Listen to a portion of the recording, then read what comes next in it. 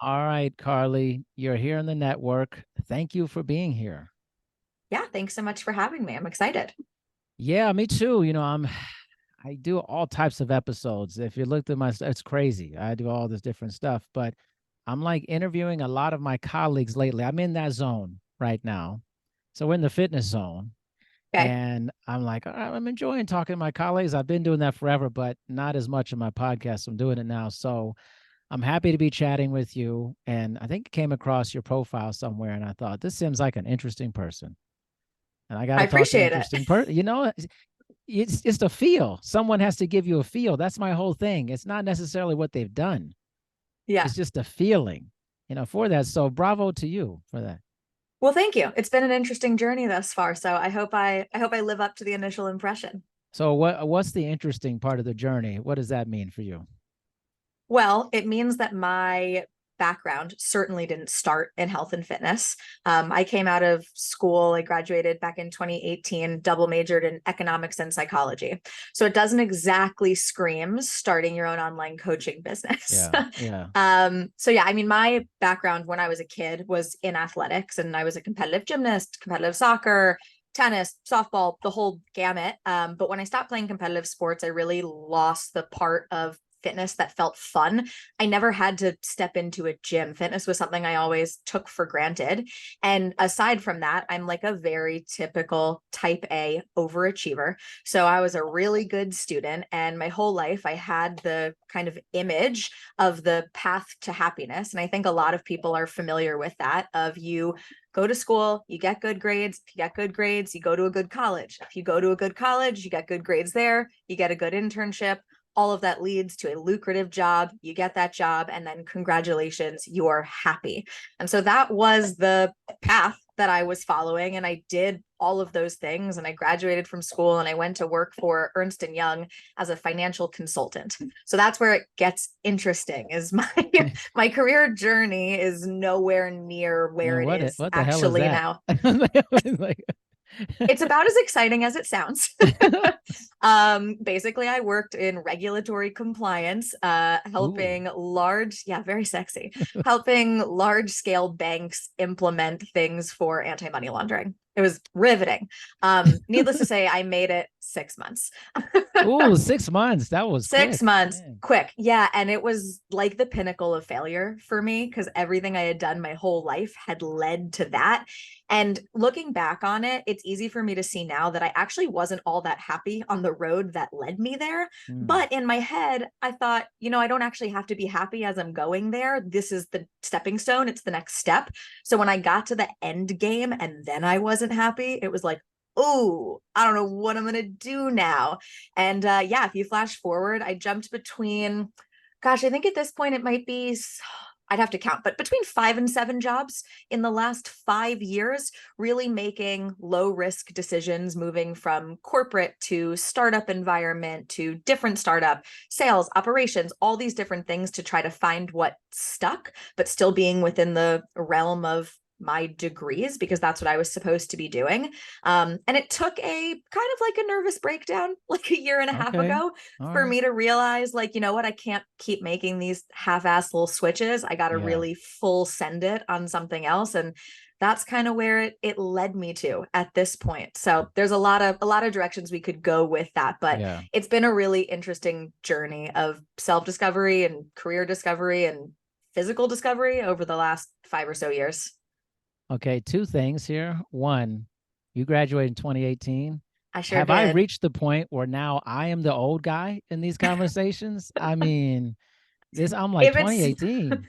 if it's any consolation, I am pretty much always, I feel like the like youngest person. I think Yeah. my mom will tell you that I've been about 40 since I've been 5 years old. Yeah. And that's part of what got me in trouble as a kid was like other 12-year-olds don't really want to hang out with the chick who seems like she's 40. Yeah. But yes, I am 27. Yeah. Man, it's reached that point. I can't believe we're Sorry at to this do point. that to you. I mean, I graduated in 2001. I mean, a long time ago. Yeah, Been in the I was business a very 5. long time. You are, don't say that, Carly. Come on, let's so disrespectful. I mean, it's like, No, that's wonderful, and that's great. I've been talking to a lot of people who are newer in the business, and so you clearly have after at Ernst and Young. I knew someone who worked there, by the way, when I was Yeah. in college. She was a track athlete like I was, but what was that entry like getting into fitness for you? Once you after the nervous breakdown, the whole thing, what happened?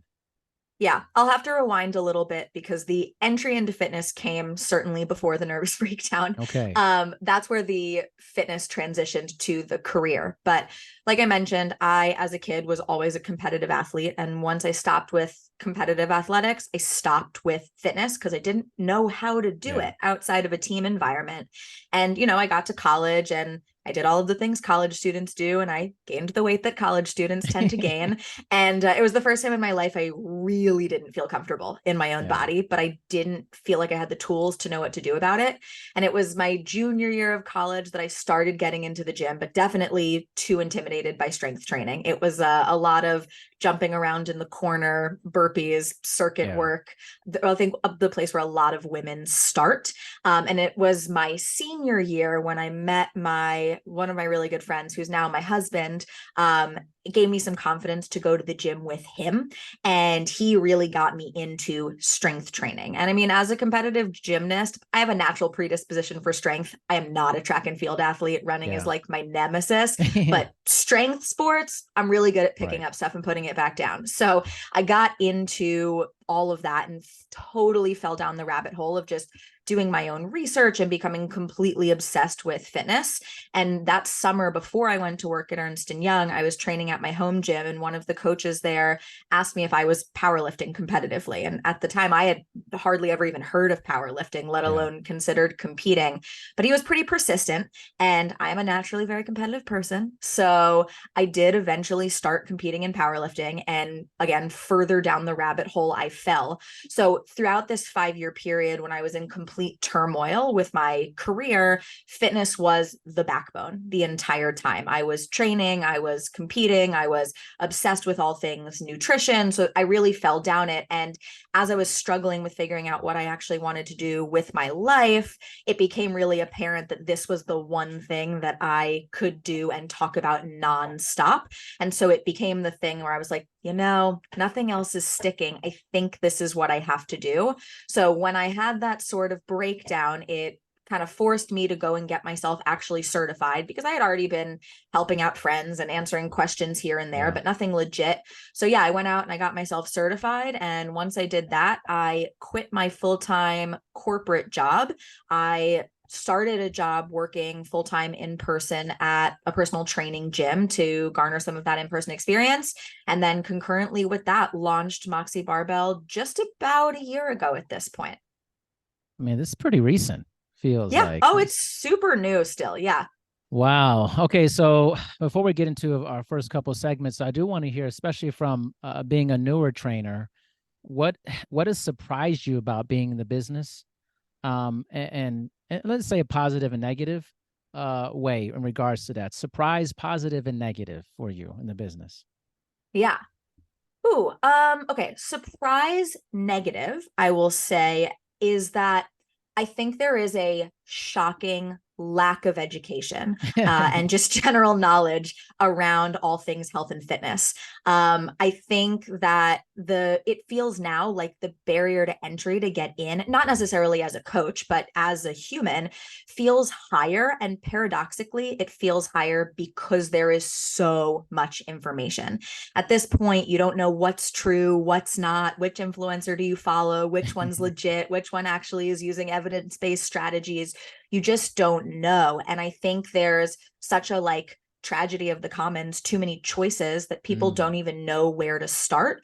And I think that's what really trips a lot of people up in the beginning, is just not knowing, and then taking random stabs in the dark and then failing because it's not the thing that actually fits their life, and that really dissuading people. So I think the to sum it all up as the negative is the surprise was just how daunting it is for people to get mm. involved, and how uneducated they are, and not through any fault of their own. It's really a failing on our own educational system that I learned, all of this calculus and random stuff about US history in school, but nobody ever taught me what a macronutrient was. Yeah. Nobody ever taught me that going to the gym is going to help me age better so I don't lose muscle and bone mass, like really basic things like that.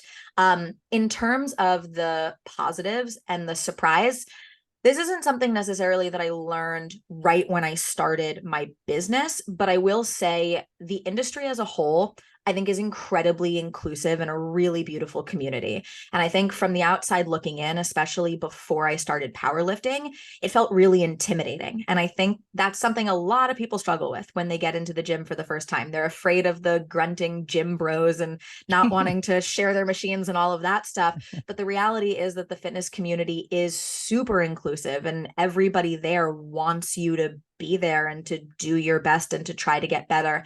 And I've noticed that as a casual gym goer, I've noticed that as a competitive strength athlete, and I've certainly noticed it as a business owner. And so I think that's been the most reassuring thing, kind of following up from the negative being that higher barrier to entry and lower education. You are someone who's very detailed. I see you. You got this down, Carly. Got it Brevity is down. not my strong suit. We're going on our first segment. It's called Latest Fitness Flex. Latest Okay. Fitness Flex. And so this is something that you're doing right now. That's your latest flex in fitness, something you're just loving that you're doing in fitness. And it's something you're really into right now. But you know, things could change in the future. But for right now, this is your flex. Sure. Oh, good question. There's a lot of fitness flexes right now. I'll take it more of a like training standpoint right Okay. now in terms of some of the ways that I am doing programming for myself and doing a lot of programming for my clients. I have been really into like reverse pyramid sets lately. So starting with a lower rep range, something like a 4 sets, 5, 8, 10, 12 reps as an example. So you're starting at a lower rep range with higher weight. And then as you're ascending in reps, you are lowering in weight. And the reason why I've been loving it lately is because it's letting me train concurrently for strength and hypertrophy. So I'm getting in my strength reps in my 5 and even verging up to my, 6, 7, 8 rep ranges. I'm able to load really heavy and do that before I accumulate the excessive fatigue from some of those higher rep ranges. And then once I've hit those sets, I'm then able to go into the higher rep ranges and focus a little bit more on overall hypertrophy. It's something I've been seeing really good results in with training with my clients, and something frankly I've just been enjoying because breaking up the monotony of the rep ranges a little bit has been super cool. So what would you say is like when you first started, you're talking about that right now, but when you first Yeah. started, what was your approach or philosophy to training? Oh, well, when I first started, depends what point in time you ask me that question. When I first started, like junior in college, I was jumping around doing burpees in the corner. Just didn't want to be Why is that always seen. the beginning? I always see when I used to Yeah. hire trainers and everything, and I feel like everybody starts with a lot of body weight calisthenics, a lot of just gadgetry, different things. Yeah, I think it goes back to the intimidation factor of being in the gym. At least for me, when I started, it was in my college gym, and I didn't go to a huge school, like 5,000 undergraduate Yeah. students. So I more or less knew everybody's faces. Like everybody kind of knew, and I had no idea what I was doing. So the idea of going over to a squat rack and not knowing felt really scary, and I was afraid of being judged. So I think for a lot of women, especially, starting off with those calisthenic movements, bodyweight movements, things like that, it's a low barrier to entry. You don't have to worry as much about your form, and you can kind of hide in the corner, so to speak. So that's where I started. But when I really got into strength training, which is the bread and butter of what I do now, it was as a power lifter. So I was doing a lot of really, really heavy, lower weight stuff, especially in competition season, mostly focused on squat, bench, deadlift, and then a handful of accessory movements.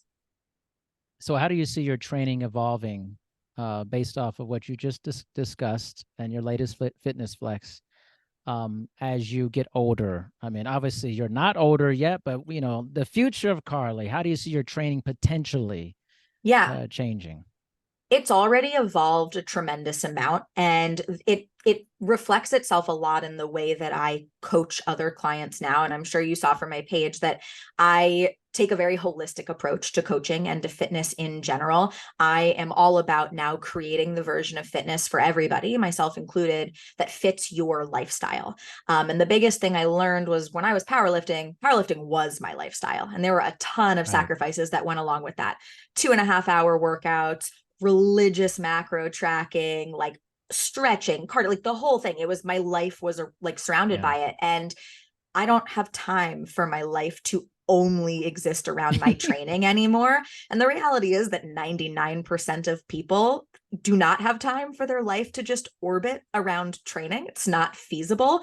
So my training has transitioned to be a lot more of, how do I feel my best? How do I perform my best? And really, how do I get the most bang for my buck with the Yep. time that I have? So it's transitioned a lot more to functional training. So whereas when I was powerlifting, I mean, put your body through the ringer. I was loading up squats 2, 3 Yeah. days a week, hitting 2, 3, 5 rep maxes very regularly. And that puts a lot of stress on your joints. And so I didn't feel my freshest all the time. So my training now is focused on being a lot more varied. I have a lot more of an even split of strength training with some additional zone 2 cardio work to Mm-hmm. make sure that as I continue to age, right, cardiovascular stays really, really strong and healthy. And then I think if I think ahead, the number one thing as I get older and what I coach, older clients on is really preserving the joints. So we focus on doing things that are going to, one, prioritize stability so that you're training your core and you're focusing on balance, because with older adults, especially, falling is like the number one risk factor. So we do things to mitigate that, to protect your joints, which typically does end up looking like higher rep ranges with slightly lower weights. But really, that's kind of how I see it continuing to progress through the rest of my life, is staying functional, and my training will evolve as my life evolves. It has to fit my lifestyle. And right now I'm 27 and I have time and energy to do that. But in 5, 7 years, when I have kids, it's going to look really different. My time allocation is going to look really different. So it'll continue to evolve with really how my life looks. What's funny? It's I'm 45, and I think to myself, man, it's just so much different as your life circumstances change. I always think it's very interesting to watch people in their especially early 20s, and they're in the gym all day. I'm like, that's funny. I'm like, this will not be happening in the future. I'm like, No. and I always want to be like, listen, let me, you don't want, maybe you're just here because you just have nothing else to do. Also, like you're just, Well, you don't have a lot of responsibilities in your life. I was like, but you're going to want to make this really tight in the future. You can't be here 3 hours. Like yeah. you No, don't want to be exactly. there 3 hours either in the future. No, and it was such a shock to my system when that happened, because again, powerlifting was my identity. Strength was my identity, because my identity and the rest of my career journey and the rest of my life was so in flux. So when all of a sudden I didn't have time for 2.5 hour workouts, I felt like I was losing my Of identity, and course that you were. was Yeah. really friggin' scary. But yeah, I've really transitioned now to this approach of, it's gotta fit your life. Your life is gonna have so many different seasons. And if you are constantly trying to compare yourself now to what you were doing in a different season of your life, you're always going to be setting yourself up for failure. You're never going to feel like you're doing enough. And the key with fitness is just consistency. And the reality is, you're going to be more consistent with your habits when they're easy, they're attractive, and they're timely. So what you can do to stay consistent is make your training easier, more attractive, and timely, and not necessarily easier in terms of intensity, but easier for Sure. you to actually complete the Of habit. course. What's interesting, I can't remember the quote exactly, but it's basically like, if this is something you're doing, and we can have a conversation about, we can talk about the ins and outs, the positive and negatives, the different philosophies. If this is something that has become your identity, it's less easy to talk about the differences, the negatives, the positives, because you're going to take offense to it, because it's your whole life at that point. You're already on the defensive if somebody questions your training mentality, if it is your identity for that. It's just so much more loaded. Yeah. Yeah, it is. So it's like, if training and fitness and exercise is a quality part of your life, it's a component of it. You're more open minded to the different aspects of it. But if it, and I see this a lot with a lot of young trainers, this is it. The fitness is life. The gym is gym bros. Gym rats. I'm like, this term is not gonna age well for you. I'm telling you. I was like, because I life agree. changes all the time, and this will change. I guarantee you. You will not be taking these pictures forever in the mirror. Like you're gonna be doused with. If you have children, you're not gonna be sleeping in the beginning. You're gonna be hurting, man. You're gonna have different responsibilities. If you get with someone in your life, then you have another person in your life, and having that, dance, it's just gonna change. So it's a component. It's not your identity. Couldn't agree more. Yeah, it was a hard lesson. And it took me a lot of time, but I will say, like, the lessons that I learned in my own personal journey around it being my identity, or around learning that it has to fit my life, has influenced so much of how I coach and Yeah. the things that I'm really passionate about, and the things I'm super fortunate to be able to teach other people now. And so, as much as it was a hard lesson for me, I'm grateful to have gone through it, because it's certainly made me a much better, more understanding, and just generally more holistic type of a coach. Wonderful. All right, moving on to our next segment. This is All one of right. my favorite ones here because I think this is alignment with what we just talked about a little bit. What's something you do that you don't like, but you keep doing it anyways? Oh, good question. Ooh, zone two cardio.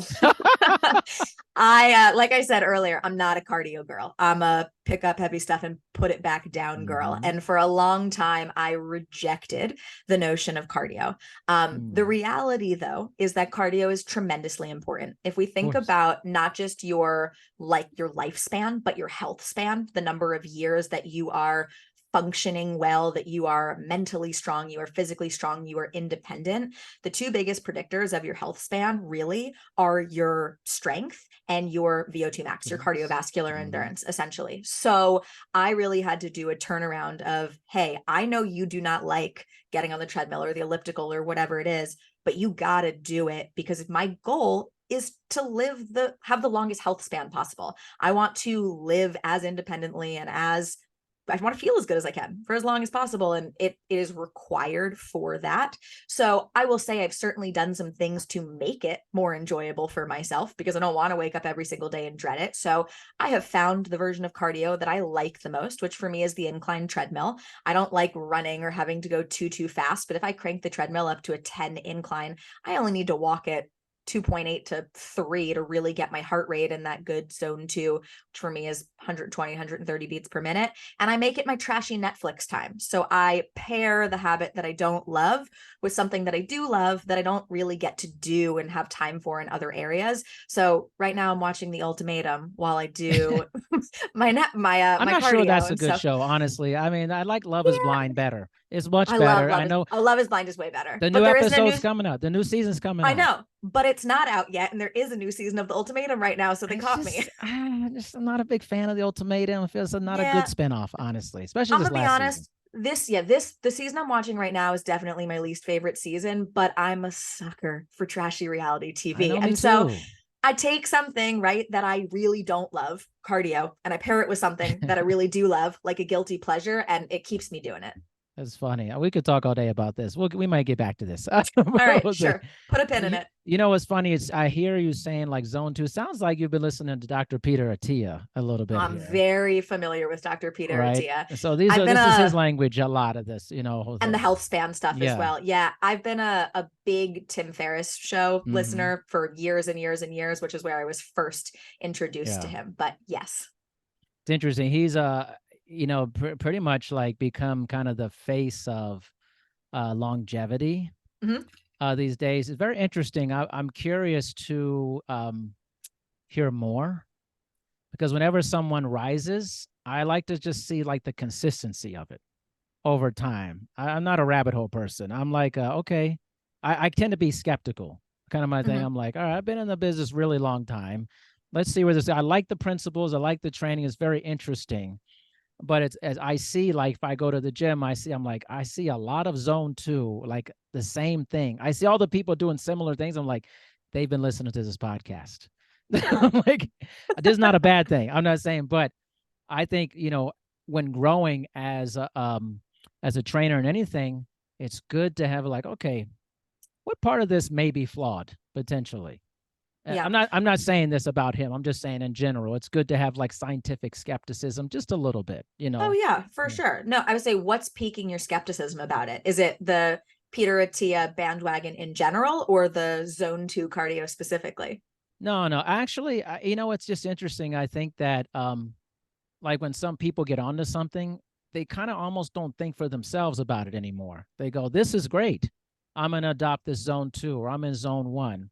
Like, but if you've been in the business like me a long time and, I have a doctorate, you learn about this like 30 years ago. This is not new information, for us. I'm like, okay, but I think most of it's very good. I think it's actually some of the best I've ever heard from someone who I think actually cares Yeah. and has very good research-based evidence related to it. A lot of these guys or girls, whoever, it's just a lot of junk, honestly. It's a lot of marketing garbage.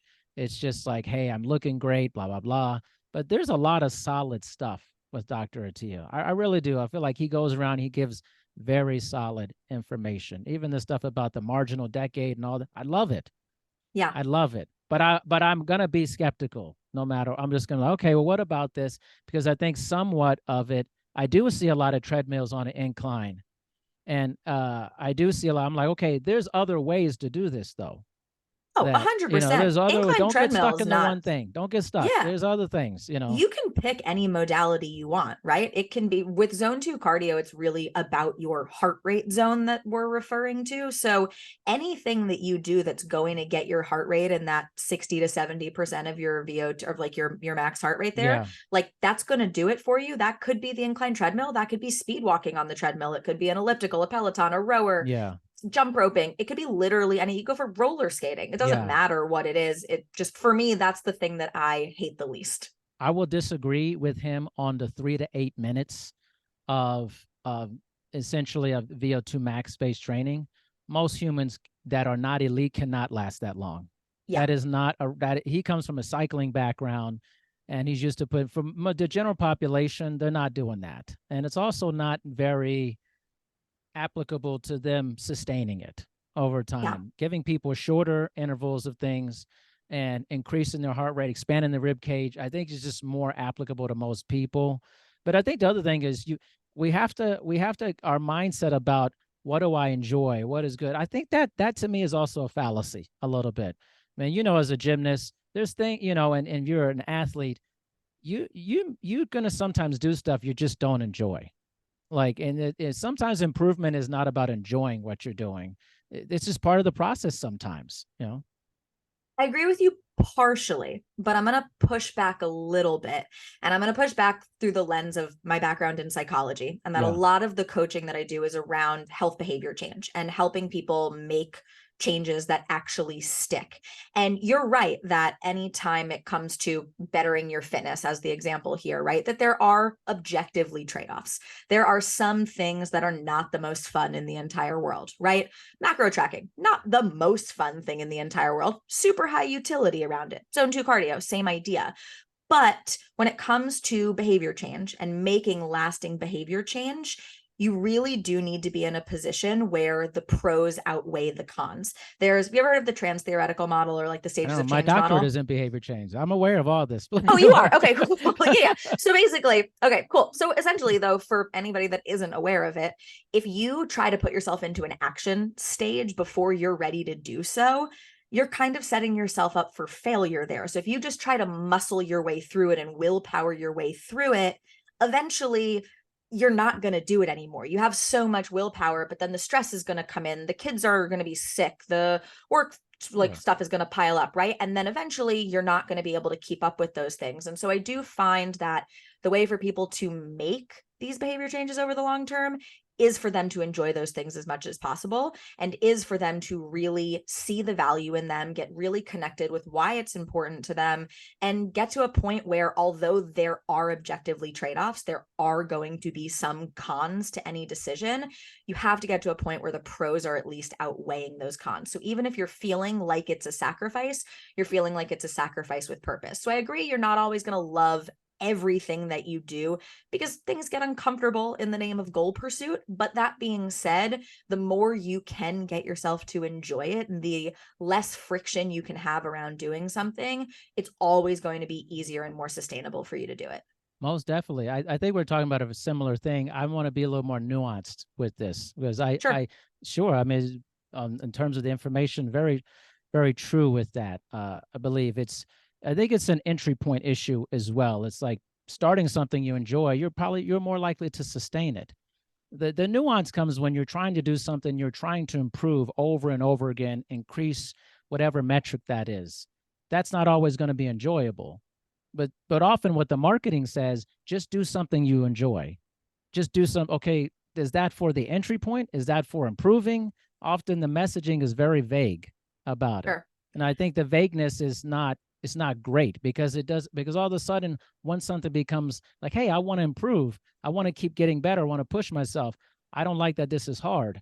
Like, well, this is this is going to be somewhat part of the improvement portion. Is there are different metrics. Some of them are going to be a little bit more uncomfortable than Yeah. others. Yeah. I think maybe the important nuance to point out here is the distinction between enjoyable and valuable. So I think that not all behaviors are going to be enjoyable, right? Objectively, sure. I would rather eat a chocolate cake. That's going to be more enjoyable than having chicken, rice, and broccoli. 100%, right? We can 100%. agree on Yeah. that. But having chicken, rice, and broccoli for most meals, not that specific thing, but the Sure. general idea, Yeah, right? Having balance for most meals is going to be incredibly valuable. So even if there is something that you don't innately enjoy, you can still see value in it. And I think sure. that's really where you can continue to push through something that is hard, that is challenging, if you can get in touch with why that thing is important to you. And I like to do a lot of visualization with this too, with myself and with clients, is really visualizing, what do you want your life to look like? What is your ideal outcome? Why is this thing important to you? So maybe you want to wake up in the morning and feel confident. You want to be excited to go on and take out the day. You want to know that your body is up for any challenge, right? You can visualize those things. So then we can break it down and think, okay, these are behaviors X, Y, and Z that are going to get you there. You might not love what's going to get you there, but you will love the outcome. And so seeing the value in the behavior and how it connects to what you ultimately really want can really help propel people through a lot of different things that they're not so excited about doing. Now, this is a good conversation, because it goes from a macro conversation down to a micro, breaking down, having more nuance. My issue, we're going to move on to the next segment here, is this is called the bullshit meter. Okay. Sure. And is because there's a lot of bullshit. Is like, Sure. and a lot of the bullshit often is like very vague terminology or language, just do this, do that. Like that is a cookie cutter thing for every single person for that. So I think like having more nuanced conversation, I think, is really important. Like we just had that. You started breaking down a concept to a smaller, more tangible thing that actually talking about value is a much bigger thing than just like, well, what do you enjoy? Well, I enjoy a lot of things that I probably shouldn't be doing. Yeah. But what's the value in it over time is a great thing. So right now for you, what is high on the bullshit meter for you in our industry? Oh my God.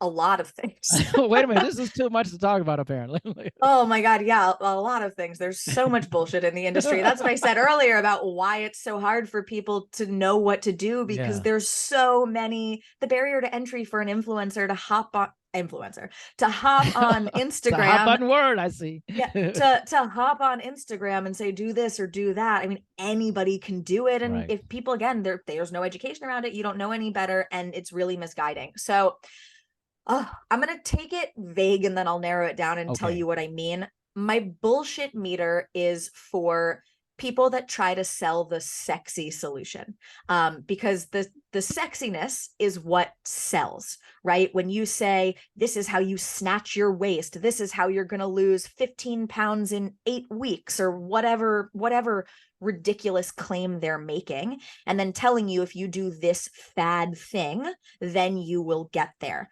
That's where my bullshit meter goes off all the time. Because the reality is, when it comes to fitness, like the things that work are not sexy. It's doing the same kind of boring stuff over and over and over and over again, and getting marginally better at it each time. So I'll give you a perfect example of it right now. Something I've seen making the loop around Instagram constantly is combo movements. So people saying it's a lot of women, targeted towards a lot of women. If you want to snatch your waist, you just need to do these combo movements. And it's like a reverse lunge into a squat, into a bicep curl. And the reason why that's bullshit is because what's the limiting factor if you're doing a reverse lunge and a squat and a bicep curl? It's the bicep curl. You can certainly lunge and squat more than you can curl, but you're going to have to pick a weight that you can only do the curl with, and you're not getting the bang for your buck on those other exercises. And people are using them again as like these flashy, sexy, try this, it's going to be amazing, it's going to get you these results. So that's kind of the specific on the general, if you will, but it's the people that try to tout the exciting, sexy solutions. This term, snatch your waist. I don't think I've heard of this. I don't. What is this? Yeah, your Instagram marketing is not, targeted for women. So I don't even have you wouldn't. Instagram. I don't Oh my gosh. Wow. That's even better for you. I Yeah. know.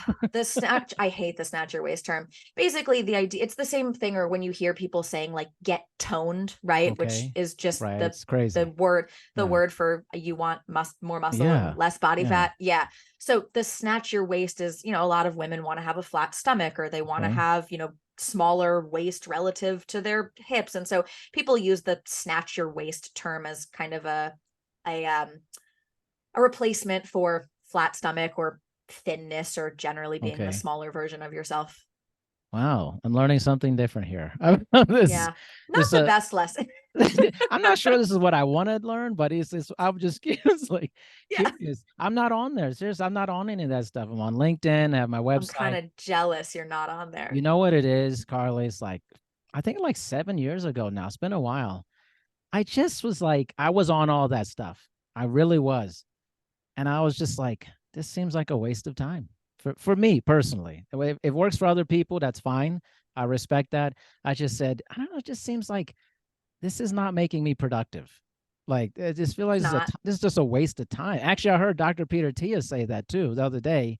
He was saying how he's like, I don't go on and do it. That's a waste of time. And I was like, dude, I've been saying that. I was like, and I thought, it's the same thing we were talking about earlier, right? It's just a quick dopamine hit. Like, it's just the enjoyment factor. There's no real inherent value in it. I mean, don't get me wrong.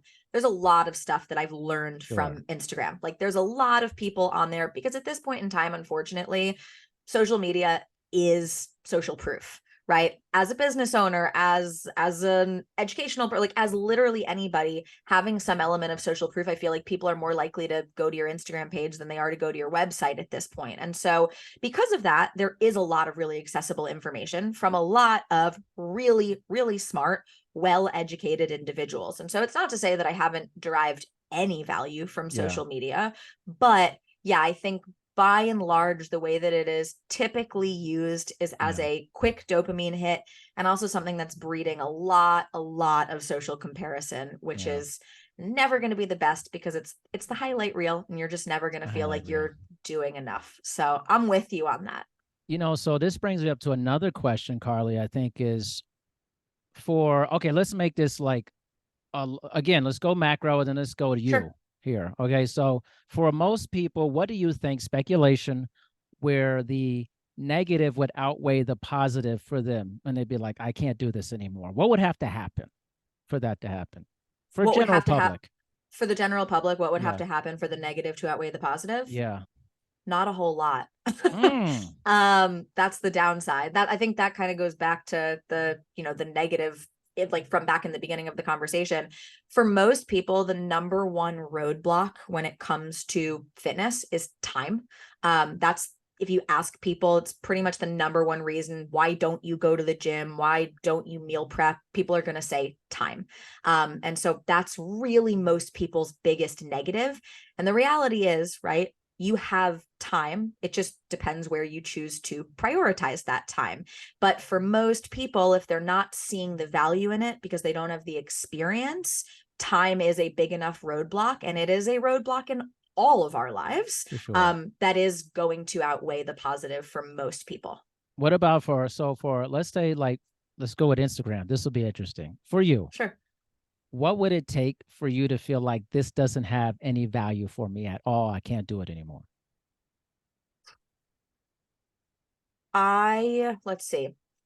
the opportunity cost would have to increase. So I would have to be spending, it'd have to become, for me at least, it's not to say it's not addictive for others, but it would have to become more addictive for me, such that it was causing me to spend more time there and less time elsewhere, which certainly now I do some scrolling, right? I'm not immune to it, but the amount that I do right now is not enough that it is detracting from other elements of my life enough for me to make, like, feel a noticeable difference. If it started to become addictive enough for me that it was causing me to shirk responsibilities in my business, in my relationships, anywhere else in my personal life, that's where I would have to totally put the kibosh on it. And I think the second place where I would have to stop is if it became so negative that it was becoming a net negative for me overall. And I mean that more from a confidence standpoint than anywhere else, because I feel it even with myself, right? I see other people on there, other business owners, other fitness people, and I could be having a day where I feel amazing about myself. I feel amazing about the trajectory of my business. And there's always going to be somebody else on Instagram doing something better. And it's really easy for then me to not feel so great about myself. So if it got to a point where I felt like it was not giving me a positive, like, dopamine hit, but where it was only detracting and making me feel less than and really negatively impacting my mental health, I would also have to stop. That's a great answer. I like that. I don't Thank think you. I've ever asked anybody that before, actually. I'm just curious about Yeah. it, because I mean, in all these episodes I've done, I would say this is just observational data here. Probably 90% of people say, I hate this. I really don't like it. But then they're doing it. But Yeah. I never have taken it past that point. I'm like, oh, because we're moving on. We're just chatting, Yeah. And I'm I in the think, same boat. I don't love it. Like, when I started my business, that was probably my number one pain point was, oh my God, I mm, don't want to have to do Instagram, because I mean, there's the embarrassment element of yeah, posting and having to put yourself out there. There's that. There's also the idea that you're posting into the void. When you start a new page, there's not that many yeah. people listening, and it's a lot of effort. I don't think people realize how much time it takes to create that content. And frankly, you have no idea how it's going to Right. perform. The algorithm is whatever the algorithm is. So yeah, I don't love it, but I see it, at least in this day and age, as something you really need to have for social proof from a business standpoint. And again, there is a lot of educational value that you can gain if you know where to be looking. So it hasn't reached the level of something you don't like, but you keep doing, right? It hasn't reached that Yeah. level yet, right? Yeah, it hasn't no, You're no, like, wait a minute. no, it depends on the day. I will say from a year ago, I would have said 100% it's something I don't like, but I keep doing. I like it now more than I used to because I see my content helping people. I know that there are people that are viewing it and that are getting good evidence-based knowledge from me about training and nutrition and habits and using that to implement those things in their life. And that makes me really happy to know that I can have an impact on people beyond the scope of just those that I work with as a one-on-one coach. So in that way, I do see the value in it. And at least that makes me happy that something that I'm putting out into the world is making an impact in at least one other person's life. Awesome. Awesome. That's really cool. Let's move on to the apps. Speaking of apps, Sure. what is an app that you think is absolutely cool? Well, it doesn't have to be fitness or anything. It could be Yeah, anything that you're just loving to use right now. Give some love to it that maybe the audience doesn't, maybe they don't know about, maybe they do, that we can put in the show notes and people are like, sure. this was good for me. I got something out of this. Yeah. Okay. I'll give two, one fitness related, one non-fitness related. My non-fitness related, so AI is obviously really hot right now, though I will say I have had this app since 2016. So this Okay. is not like a new app. It's called Swiftkey, and it's basically an AI powered keyboard. So you can, you install the app and you do the keyboard shortcut. So it's like the keyboard you type on. And what it does is it uses AI to figure out where your thumbs naturally tap the keyboard, and it Okay. creates what they call a tap map behind the scenes. And you can actually look at your tap map. So for me, like the letters aren't exactly where the letters are on the keyboard. Right. So it uses where your thumbs go. So if I tend to hit the H on the upper left-hand quadrant, then it knows to kind of move it there so I don't accidentally, hit the G key or the Y Yeah. key instead. You hit that one. So that one's just really helpful, and it's reduced my instances of typos when I text a Okay. lot. I'm So writing that that's super down. helpful. Yeah, Awesome. really good one. I've had that for a while. Okay. And then the fitness related one that I like a lot, it's called Macro Factor. Macro I've factor. Okay. Yeah, I have been a MyFitnessPal user for years and years and years. And again, a little bit of a love hate with MyFitnessPal. I think there's some awesome features. I think there's some not so awesome features. And actually, one of my one-on-one coaching clients told me about Macro Factor, that he had heard somebody on Instagram talk about it and he'd been trying it out and really, really liking it. So I have been really enjoying that for a couple of different reasons. One, instead of MyFitnessPal giving you just breakfast, lunch, dinner, snacks, Macro Factor has hours of the day that you can log foods. And so I like that level of granularity a lot more, because especially like first seeing that with my clients, I can see screen grabs of actually what time they were eating those meals, and we can make tweaks to their routine more easily than me just seeing this was breakfast or this was lunch. And then the other thing that's cool about it for anybody that isn't working with a coach in a one-on-one capacity, they are also using AI to create some more generative macro models for people. So they do the same thing that a lot of apps do, where they ask you some initial questions about your activity level and your height and your weight and all that good stuff, and they create initial macro recommendations for you. But then they use AI over the course of the next several weeks and throughout the rest of the time that you use the app to continue to iterate through that. And so thus far, I've just really liked the user experience on it, and I have found their general foods to be a little bit more accurate than MyFitnessPal. So I've been playing around with that and liking it. Love. I love that it was one fitness thing and one non-fitness app. That's fantastic. For audience, this will be in the show notes. We'll put a link to it. Show some love to these companies, and something that Carly is using and really Yeah. loves. Let's move on to pod. This is a podcast. So what podcast is your new favorite pod, or maybe your old favorite pod you're just enjoying and you want other Yeah. people to know about it? This is an easy answer. It's Armchair Expert with Dak Shepard and Monica Padman. Armchair expert. Here we go. Yeah, I'm obsessed with it. I like I said, I still am a huge Tim Ferriss show follower. My favorite podcast to listen to are long form interviews. Just Mhm. really like them a lot. Yeah. Because you can dive so much deeper below the surface. And Armchair Expert focuses a lot on vulnerability and like the stories that helped people get to where they are, and it dives really, really deep, but it also has a lot of humor in there because Dak Shepard, if you're not Sure. familiar with him, he's a Yeah. comedian. So I love that one. And they have a variety of different guests. So like on Mondays they do more celebrities, so you'll have famous actors and singers and whatever, because they're very connected in Hollywood. But then on Thursdays they do experts. So they've had Peter Attia on, they've had Tim Ferriss on, they'll have experts in different realms of psychology and medicine and bird experts. I mean, all different kinds of things. And Yeah. Yeah. it's the perfect combination of education, vulnerability, and comedy. Awesome. This is gems here. All this awesome stuff.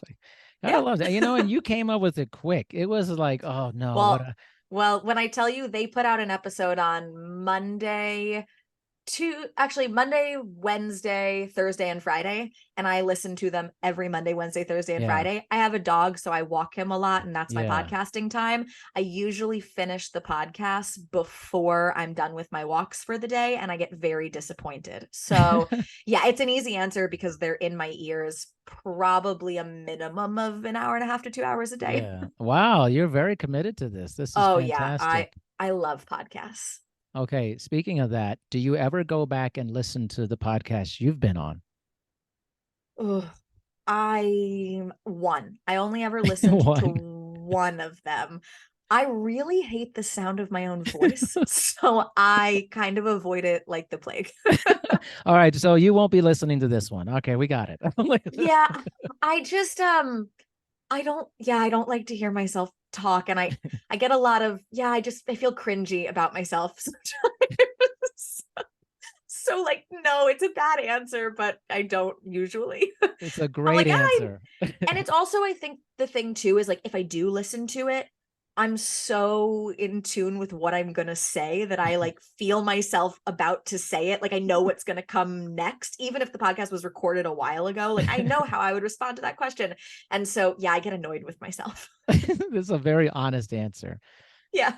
It's funny. I don't think anybody thinks they sound great. It's weird. Like you hear yourself, you're like, this is not good. Like, No, I feel like my voice is quite low for a okay. woman. And yeah, I just find myself annoying to listen to. Oh my gosh, Carly, what is this? I'm like, I'm a little self-critical in the vocal department. you know what? I'm going to disagree with you. I don't feel like your voice is like that at all. Well, I It's very appreciate that. pleasant. It's extremely pleasant. Thank you. Yes. And, pleasant. There's an intelligence, like you said, you present yourself in a very intelligent, pleasant, warm way. You should listen to yourself some more. Maybe I'll give it a try and give this one a listen. We'll see. You maybe just like, there's a lot to offer here. Don't downgrade it. I'll do the thing that I tell my clients to do when they really don't want to do something is just start with 5 minutes. You don't have to commit to the entire thing, but tell yourself you have to do 5 minutes. And if you've done 5 minutes and you want to stop, you can stop. But most of the time people don't stop. So I'll commit to 5 minutes. Commit to 5 minutes of one of the episodes you've been Yeah. on, something more than that.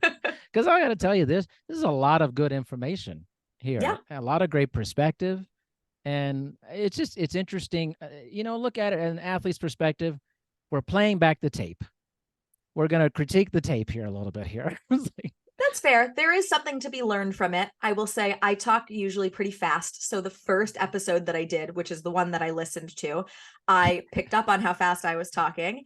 And I picked up that I said like a lot because I was talking so fast. And sometimes my words come out faster than my brain can process. So it was a good learning experience because I always remind myself before I sit down for one of these, very consciously have to remind myself to slow down. So what do you think it is that, you said you've done several of these, and Yeah. podcasting is very big. A lot of people are getting on podcasts, guesting, the whole thing. Why is it important for you to be on podcasts and do these and talk about your journey and business of fitness? Yeah. For the same reason, I think that I really like to listen to the podcasts. Like Instagram is a highlight reel. You're getting, 30, 60, maybe a 90-second clip from me. Sure, you can go to my website and you can see all of the things that I have to offer there. But when you are considering having a one-on-one coaching relationship with somebody, I tell this to my clients all the time, it's pretty intimate. We get into a lot of vulnerable stuff between coach and client, especially in the realm of mindset and self-talk. And so I think that for me, being on podcasts and specifically being on these longer form style podcasts is probably the best way for people to get to know me and start to determine whether or not I am the coach that's going to be the best fit for them. I'm not going to be the best fit for anybody, like for everybody. I'm totally okay admitting that. But I think there's a lot that you can learn from me, the way that I approach things and my overall just methodologies from listening to this type of thing that you wouldn't necessarily get from any of the other platforms that are available. And for that reason, I really like putting them out there. But beyond that, I really love doing them. I love to talk. I'm a pretty textbook extrovert, and I've gotten to have some really cool conversations with people on podcasts and meet a lot of people that I wouldn't have otherwise gotten to meet and connect with people from audiences that I wouldn't have otherwise had access to. So it's just something that I really enjoy, but also something that I see a lot of value in. I think value has been a consistent theme in this conversation. Yeah. And I am on board. I am here for it. I agree wholeheartedly. I always tell trainers, I'm like, if you being a guest on podcasts or having a podcast, it's just another medium for someone to learn more about you versus these very exactly. small clips, which you don't know much about someone.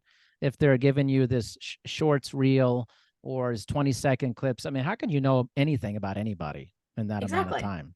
No, how Like, can you? So that's why this is my favorite marketing, essentially, right? agreed. It's the most fun for me, but I also think it is just the best that you can get from me. It's the You're going to get the most authentic version of me from this.